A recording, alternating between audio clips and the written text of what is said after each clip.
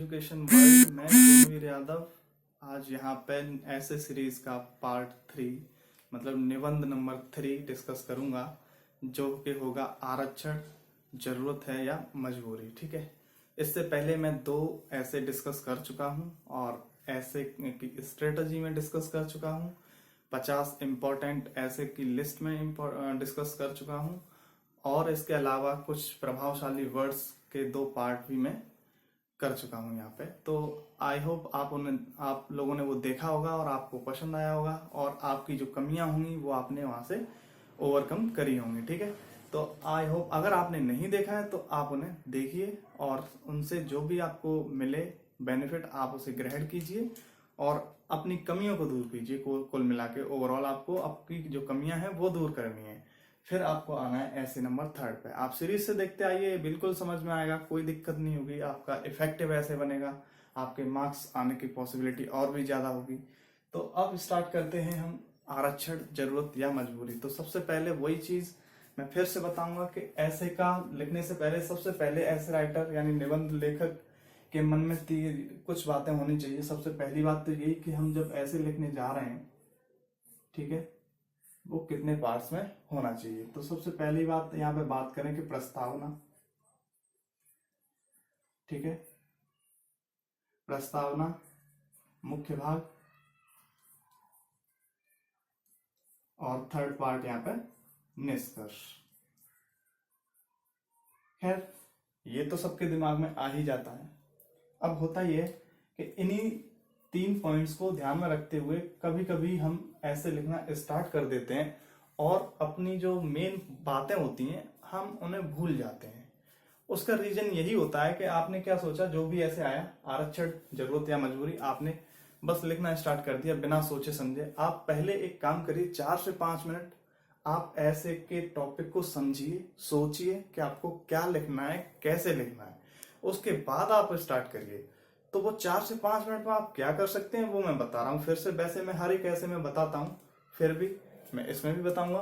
तो सबसे पहले आप क्या करिए कि 5 मिनट यहाँ पे दीजिए, 4 या 5 मिनट, बाकी के 25 मिनट बहुत होते हैं, 250 वर्ड हाल खत्म हो जाते हैं। आपको हार्डली 10-12 मिनट लगेंगे अगर आपने प्रॉपर तरीके से स्ट्रेटेजी बना ली कि मुझे लिखना कैसे है ऐसे।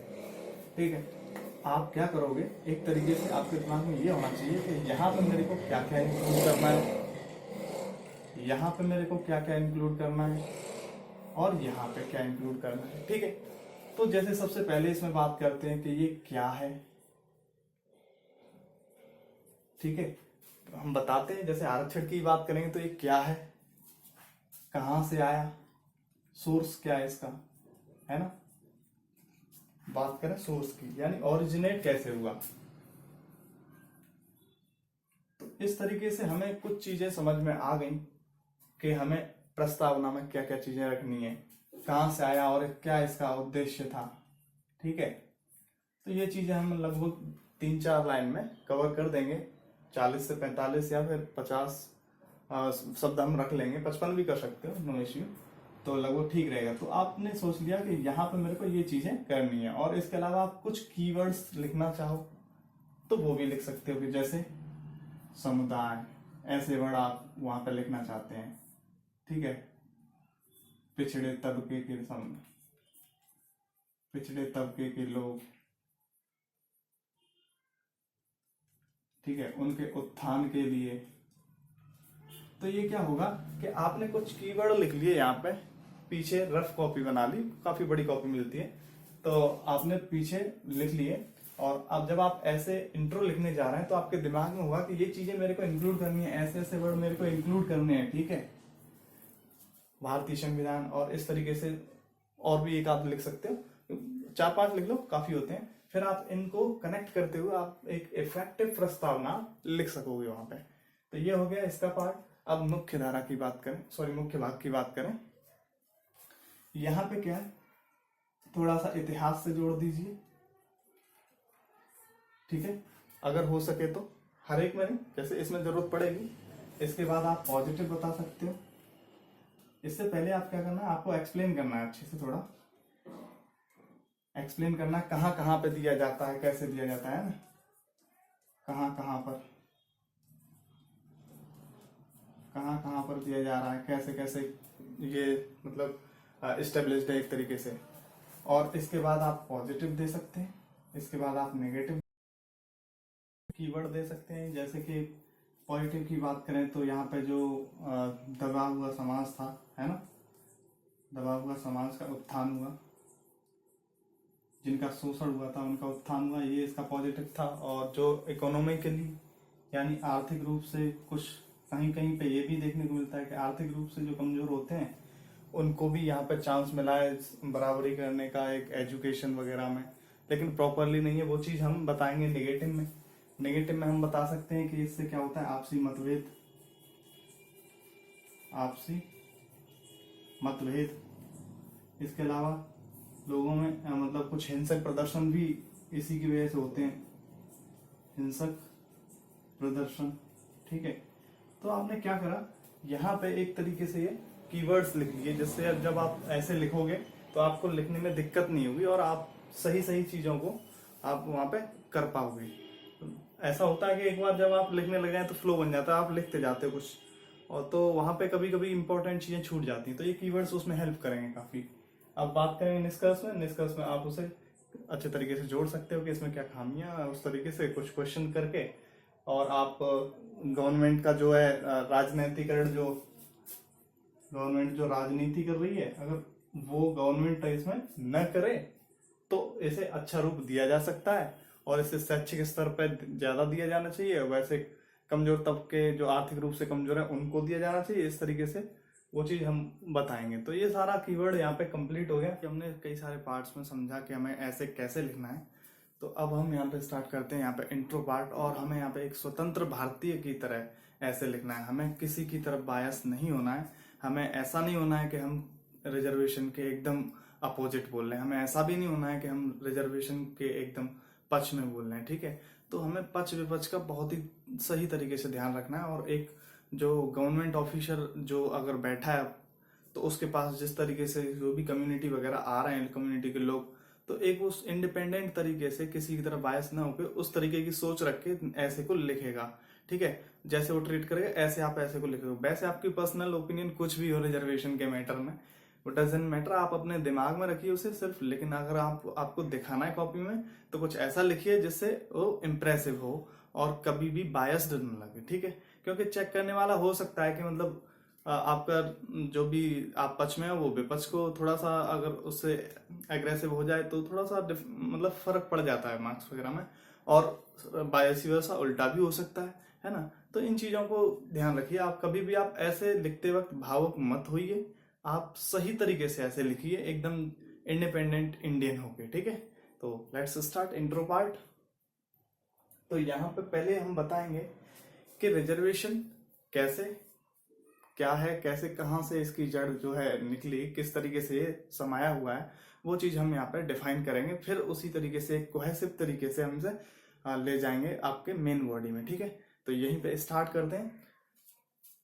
तो जैसा कि हुआ क्या था, जब देश आजाद हुआ था तो ये कई सारी प्रॉब्लम थी अपने कंट्री के सामने कि कैसे क्या क्या मतलब देखने को मिल रहा था कि जैसे जो कुछ समाज वगैरह थे, कुछ कम्युनिटी के लोग और या धर्म किसी के लिए, इस तरीके से मतलब वो बहुत सारी परेशानियां झेल रहे थे, बहुत मतलब दबे हुए थे। कुछ लोगों का वर्चस्व इतना ज्यादा था कि वो उनकी आवाजें ऊपर तक नहीं आने देते थे, तो उनका एक तरीके से शोषण हुआ था इससे पहले। तो जब संविधान बना था तो लागू हुआ, तो उस टाइम पे सोचा कि चलो इन्हें थोड़ा सा मौका देते हैं और इन्हें हम थोड़ा इक्वलिटी के बेसिस पे लाते हैं, समान तरीके से इन्हें आगे लाते हैं, विकास की मुख्य धारा में लेके आते हैं। तो उसी के बेसिस पे यहाँ पे ये चीज रखी गई थी जो कि आज बहुत बड़ी हो गई है। तो वहीं पे हम ये बात करें, वही हमने इसी तरीके से हमने उसे लिखा जिससे वो इफेक्टिव लगे कि हाँ ऐसे की हमें शुरुआत कैसे करनी है। ठीक है, आप ऐसे नहीं कि सीधा मतलब यहाँ पे आरक्षण को सीधा डिफाइन कर दिया कि स्थान सुरक्षित करना ही आरक्षण है किसी भी सर्विस वगैरह में, ऐसे नहीं, एकदम थोड़ा सा ऐसे लेके चलो कि जहां से स्टार्ट हुआ वहां से आपने पकड़ा, फिर उसे थोड़ा सा डिफाइन किया, फिर उस तरीके से उसे आगे चलते गए सारी चीज एक तरीके से फ्लो में आपने सारी चीज बता दी। तो वही चीज हम यहाँ पे करेंगे। यहाँ पे हमने वही सबसे पहले क्या किया कि देश की स्वतंत्रता प्राप्ति के समय कई लोग या समुदाय सामाजिक, आर्थिक व राजनीतिक तौर पर कई पीढ़ियों से पिछड़े हुए थे। ठीक है, तो हमने क्या करा, पुरानी बातों को एक तरीके से एक ही सेंटेंस में हमने पूरा लपेट दिया। ठीक है, अब यहाँ से अपना जो ऐसे की स्टार्टिंग होगी एकदम जबरदस्त हो जाएगी। ठीक, तो अब यहीं से अब आगे चलते हैं हम। तो अब कंटिन्यू करते हैं कि इसी असमानता, अब यहाँ से क्या हुआ था, पिछड़े हुए थे तो यहाँ से क्या था, समानता नहीं रही थी, उनमें असमानता हो गई थी। ठीक है, कोई यहाँ तो कोई यहाँ। ठीक है, तो ये लेवल जो थे एक तरीके से लेवल नहीं थे, बराबर नहीं थे, और वो ऊपर नीचे इस तरीके से असमानता आ गई थी वहां पे। तो इस असमानता को पाटने के लिए जो ये वर्ग थे उनका उत्थान करने के लिए संविधान में क्या करा गया, कुछ प्रावधान करे गए। ठीक है, कुछ प्रावधान किए गए और उसमें बताया गया कि किसी धर्म, जाति या लिंग एवं क्षेत्र के आधार पर किसी सरकारी सेवा या संस्थान में स्थान सुरक्षित करने को ही आरक्षण कहा जाता है। ये आपकी एक तरीके से इसे बताते हुए उसकी डेफिनेशन भी इसमें आ गई। ठीक है, तो इस तरीके से जो भी वहां पर प्रावधान करे गए थे उनको ध्यान में रखते हुए फिर उन्हें उनका स्थान सुरक्षित करना इन चीजों में, तो इसको हमने बोल दिया आरक्षण। ठीक, अब बात करते हैं कि हम इंट्रो तो लगभग हमने कर दिया, अब हम जो मेन बॉडी करेंगे तो इस तरीके से हम इसे ज्वाइन करें। ठीक है, कि ये एकदम कोहेसिव लगे, एकदम जुड़ा हुआ लगे। ठीक है, फ्लो भी बहुत ही शानदार लगे, तो वही हम यहाँ पे करेंगे। और इससे पहले मैं एक और बात बता दूं, मैं ऐसे जो है 250 वर्ड का नहीं लिखूंगा, मैं इसे करीब 350 वर्ड तक ले जाऊंगा, क्योंकि काफी सारे स्टूडेंट्स की रिक्वेस्ट आई थी कि सर ऐसे थोड़ा बड़ा करिए, क्योंकि लिखते वक्त हमारा खुद का छोटा रह जाता है, क्योंकि जितना याद करते हैं उतना तो रहता नहीं ना, ये हर किसी के साथ होता है। तो बिल्कुल सही बात है, तो मैं यहाँ पे ऐसे करीब 350 वर्ड के अराउंड रखूंगा, हो सकता है थोड़ा और ज्यादा या थोड़ा सा कम हो जाए, जिससे आप लिखें तो आप 250 वर्ड लिख पाए। ठीक है, तो अब बात करते हैं यहीं से कि कनेक्टिविटी की। अब हमने कहा कि भाई ये जो आरक्षण के प्रावधान किए गए थे संविधान में करे गए थे, तो संविधान, आरक्षण, ये चीजें कुछ ऐसे वर्ड आ रहे हैं कीवर्ड कि यहीं से हमें कोरिलेट करेंगे, इसे इसी से जोड़ेंगे इसे। तो हमने क्या करा, भारतीय संविधान शब्द पकड़ लिया और हमने वहीं से, जैसे यहाँ पे संविधान की बात करी गई थी, संविधान में ये प्रावधान करेंगे, फिर यहीं से हमने ऐड कर दिया कि भारतीय संविधान में 26 जनवरी 1950 से आरक्षण का प्रावधान किया गया।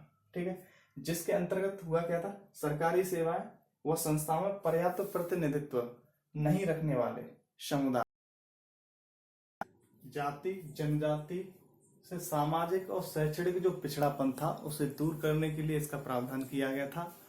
और इसके लिए भारत सरकार ने भारतीय कानून, संविधान में जो कानून बनाया उसके जरिए आरक्षण को एक जरूरत बताया, और उस जरूरत के हिसाब से 22.5% आरक्षण वहां पे दिया गया, जो कि शुरुआत में 10 साल के लिए दिया गया था। ठीक है, जब शुरुआत में 10 साल के लिए दिया गया था उस टाइम पे ये चीज जरूरत थी।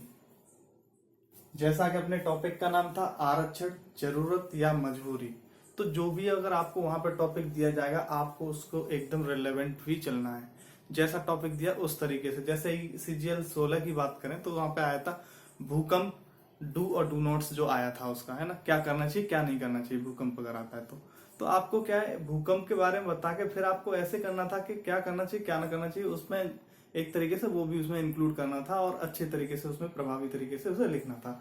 तो वहीं यहाँ पे भी वही बात करेंगे कि जैसे यहाँ पर हमने देखा तो जरूरत महसूस हुई और हमने जरूरत के हिसाब से आरक्षण को एक जरूरत बता दिया और ऐसा कर दिया। और फिर हुआ क्या, उस टाइम पे जो संविधान निर्माता थे उन लोगों ने बोला कि इसकी समीक्षा की जाएगी 10 साल बाद, हर 10 साल बाद इसकी समीक्षा होती रहेगी और जरूरत के हिसाब से इसे नया रूप दिया जाता रहेगा। लेकिन हुआ क्या, राजनीतिकरण बहुत ज्यादा हो गया आरक्षण में और इसकी वजह से ये आज एक मजबूरी बन गया है।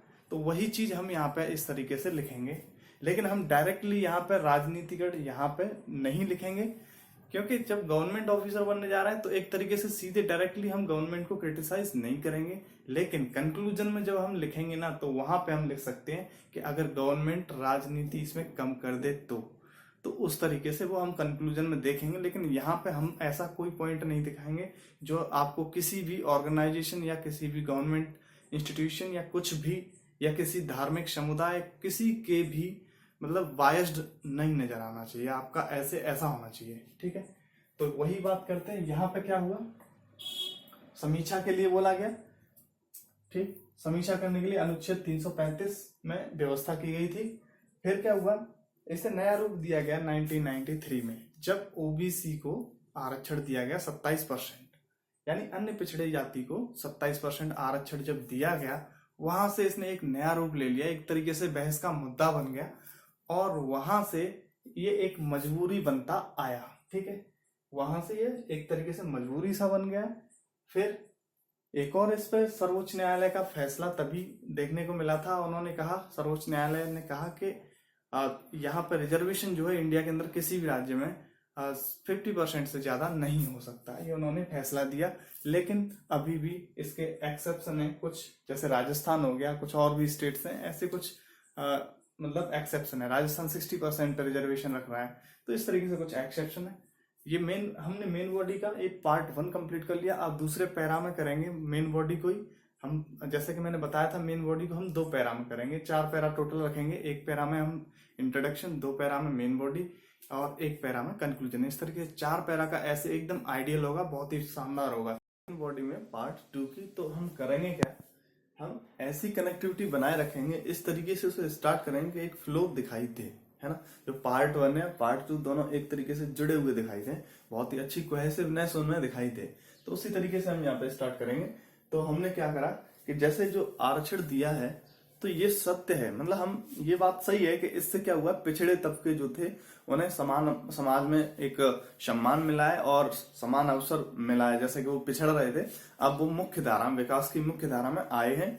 और इसी चीज से क्या है, लेकिन अगर बात करें, ये तो था प्लस कि मतलब इनको मुख्य धारा, विकास की मुख्य धारा में आया। दूसरा बात ये है नेगेटिव के, अगर कोई तकनीकी क्षेत्र है वहां पे आपको दक्षता की जरूरत है, वहां पर रिजर्वेशन की बात देना तो व्यर्थ की बात है।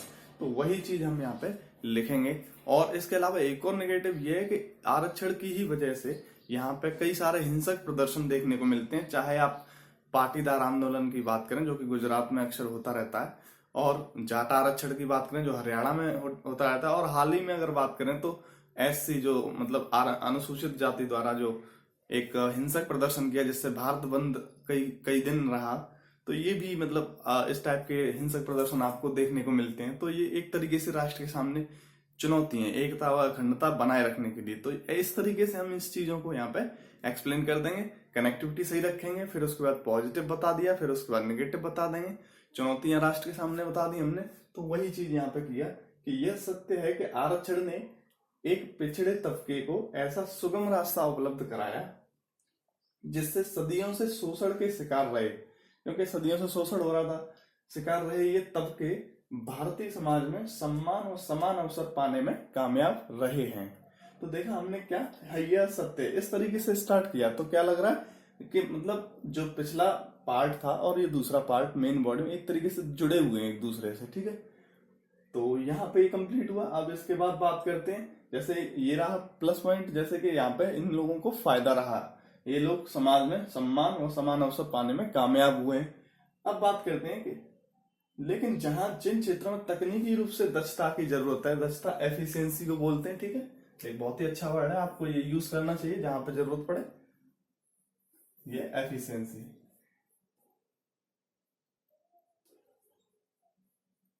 यानी तकनीकी रूप से जहां पे दक्षता की जरूरत है, वहां पे अगर रिजर्वेशन की बात करो तो ये तो व्यर्थ बात है, क्योंकि वहां पे टैलेंट ऊपर होना चाहिए, ठीक है। तो वही चीज यहाँ पे बोली गई है, आरक्षण देना व्यर्थ है। वर्तमान समय में आरक्षण की वजह से अब क्या क्या परेशानी हो रही है राष्ट्र के सामने, वो चीज हम यहाँ पे बताएंगे।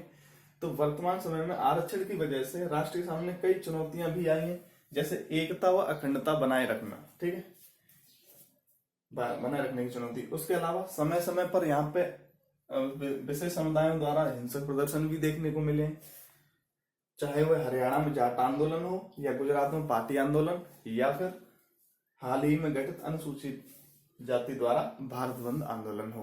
तो इस तरीके से हमने क्या करा, सारी चीजों को यहाँ पे कवर किया।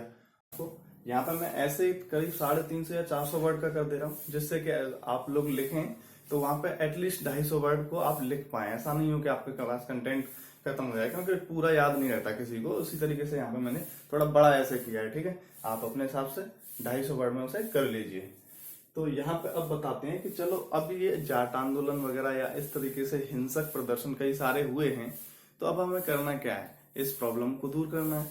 तो वही चीज हम यहाँ पे बताएंगे कि अब इससे उत्पन्न हुई कमियों को दूर, जो आरक्षण से जो कमियां उत्पन्न हुई हैं उन्हें दूर करने की जरूरत है, आवश्यकता है। ठीक है, इसके बाद बात करें वो कैसे होगा, इसकी समीक्षा की जाए। ठीक है, समीक्षा एक बहुत ही अच्छा वर्ड है, आप समीक्षा वर्ड यूज करिए। इस व्यवस्था की समीक्षा करके इन वर्गों को शैक्षणिक स्तर पर दे दीजिए, है ना। तो शैक्षणिक स्तर पर आप समान अवसर दे दीजिए, ग्रेजुएट पोस्ट ग्रेजुएट तक आप इन्हें फ्री सुविधा दे दीजिए, पढ़ाई की मुफ्त शिक्षा दे दीजिए। लेकिन जॉब वगैरह में या जहां पर भी तकनीकी रूप से दक्षता की जरूरत होती है वहां पर रिजर्वेशन देना तो एक तरीके से व्यर्थ है। वहां पर टैलेंट की कदर की जानी चाहिए। वो चीज हम इन्हीं वाक्यों के हिसाब से वहां पर कह देंगे। ठीक है, और इसके साथ ही क्या है, इन समाजों या अन्य समाज कोई भी हो उसमें आर्थिक रूप से कम, भले ही जनरल हो या कुछ भी हो, अगर आर्थिक रूप से कमजोर है ना तो उसे रिजर्वेशन दिया जाना चाहिए। तो वही चीज हमने बताई है कि इन समाजों व अन्य समाजों के आर्थिक रूप से कमजोर को ही आरक्षण दिया जाना चाहिए। और कहां कहां से हम इसे हटा सकते हैं, जो कि काफी लोग इसका मिसयूज कर रहे हैं, मतलब इसका फायदा उठा रहे हैं काफी संपन्न होने के बावजूद, वो भी हम यहाँ पे मेंशन कर देंगे। तो जैसे ये सुविधा सरकारी सेवा में कार्यरत दंपति यानी पति पत्नी दोनों ही गवर्नमेंट जॉब में होते हैं, उसके अलावा कुछ उच्च पदों पर आसीन सरकारी कर्मचारी जैसे आईएएस की बात करें या फिर और भी इसी लेवल की ए ग्रेड ऑफिसर, कुछ बी ग्रेड ऑफिसर, अच्छा पेमेंट मिलता है, तो ये एक तरीके से संपन्न होते हैं। अगर इनको आप दे रहे हो तो थोड़ा सा गलत है, जरूरतमंदों को दिया जाना चाहिए अगर आप दे रहे हो तो वही चीज यहाँ पे बताइए, सरकारी सेवा में कार्यरत दंपतियों को व उच्च पदों पर आसीन सरकारी कर्मचारियों को ना देकर आर्थिक रूप से कमजोर वर्ग को ही दिया जाए। ये तो था कि चलो गवर्नमेंट में तो आपने बता दिया, क्योंकि इनका तो रिकॉर्ड होता है अपने पास, गवर्नमेंट के पास जो गवर्नमेंट एम्प्लॉय होते हैं उनका तो रिकॉर्ड होता है कि ये बंदे हैं, इनका मतलब अच्छे संपन्न है और इतनी सैलरी जा रही है और ए ग्रेड या बी ग्रेड, ऐसा उनके पास रिकॉर्ड सब होता ही है। लेकिन बात आती है कि प्राइवेट सेक्टर में जो अच्छा खासा कमाते हैं उनका मतलब वो कैसे पता चले, वो तो अपनी बातों को छुपा जाते हैं, अपनी इनकम को छुपा जाते हैं। तो वही चीज हम यहाँ पे बता रहे हैं कि जैसे बात करें तो कुछ चिकित्सक यानी जो इनको हमने बताया, इनके अलावा चिकित्सक जो डॉक्टर्स होते हैं, अभियंता, इंजीनियर लिख देते हैं यहाँ पे, हो सकता है बहुत लोगों को अभियंता ही नहीं पता हो कि क्या होता है, तो ये इंजीनियर,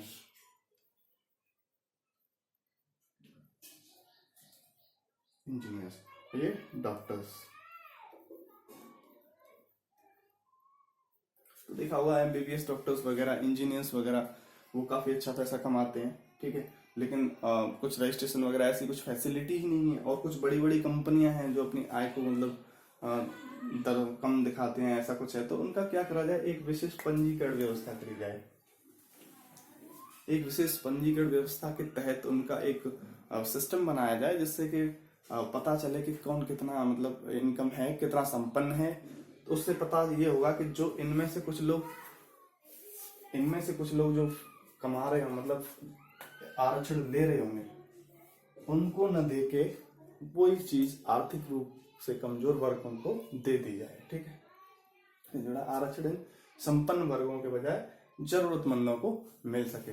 तो यहाँ पे आपका मेन बॉडी यानी मुख्य भाग कंप्लीट होता है। अब हम इसी को कंक्लूड करेंगे, और जहां तक है हमने अभी तक मेन बॉडी तक देखा कि हमने किसी भी मतलब समुदाय या किसी भी कम्युनिटी के धर्म वगैरह के बजाय हम कभी भी बायस नहीं दिखे अपने पूरे ऐसे में, और यही आपको आगे रखना है। ठीक है, कंक्लूजन यानी निष्कर्ष को स्टार्ट करने का एक सही तरीका होगा, आप अंततः से स्टार्ट कर सकते हो, अतएव से कर सकते हो, और भी आपको अगर कोई नया शब्द आता है आप उससे कर सकते हो। तो अब यहाँ पे हम वही कर रहे हैं। तो क्या करा कि जो आरक्षण की समस्या देखें, तो जैसे समाप्त करने की बात करी जाती है तो हिंसक प्रदर्शन होते हैं, और अगर जैसे दिया जा रहा है तब भी हिंसक प्रदर्शन समय समय पर देखने को मिल रहे हैं। तो एक तरीके से ये ऐसी है, मतलब पहले जरूरत थी और अब मजबूरी बन चुकी है। आप इसे समाप्त नहीं कर सकते, और गवर्नमेंट भी इसे समाप्त नहीं करना चाहेगी, क्योंकि अगर गवर्नमेंट इसे समाप्त करती है तो गवर्नमेंट ही डूब जाएगी। तो ऐसी चीजें हैं, इस वजह से गवर्नमेंट भी ज्यादा इसमें हस्तक्षेप करना नहीं चाहती है, और वो इस पर राजनीति करके निकल जाती है। तो इन चीजों को इस चीजों की ध्यान में रखते हुए हम यहाँ पे कंक्लूजन लिखेंगे। तो हम वही चीज लिखेंगे कि जैसे कि अगर इसका आरक्षण को समाप्त करना तो संभव नजर नहीं आता, लेकिन अगर हम इसे समाप्त करने के बजाय मतलब सरकार इसकी समीक्षा करे, ठीक है, इसकी समीक्षा करे जिससे कि जो पूरा भारतीय समाज है वो विकास की मुख्य धारा में आए, ठीक है, समानता के स्तर पर आए। और सरकार को क्या करना चाहिए कि आरक्षण पर राजनीति को छोड़कर, यानी जो राजनीति छोड़ दे, इस पे थोड़ा सा राजनीति से परे हटके इस पे सोचे, विचार करे, समाज के कल्याण के लिए काम करे, तो ये पॉसिबल है। तो इसके हल के लिए एक विशेष समिति का गठन करना चाहिए।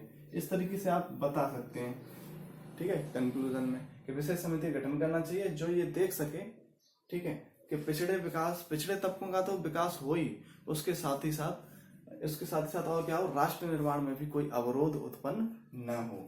तो वही चीज यहाँ पे हमने लिख दी है कि ये पिछड़े तबके तो मुख्य धारा में आए ही, और राष्ट्र निर्माण में भी साथ ही साथ में कोई अवरोध उत्पन्न ना हो। तो इस तरीके से हमने इसे कंक्लूड किया।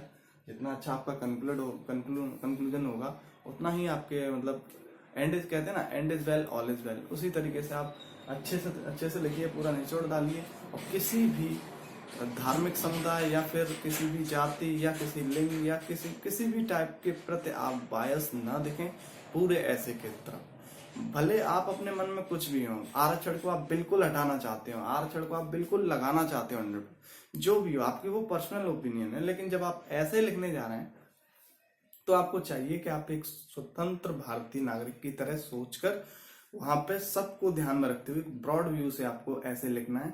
वहां पे आपको बायस नहीं दिखना है, क्योंकि यहाँ पे मार्क्स की बात है।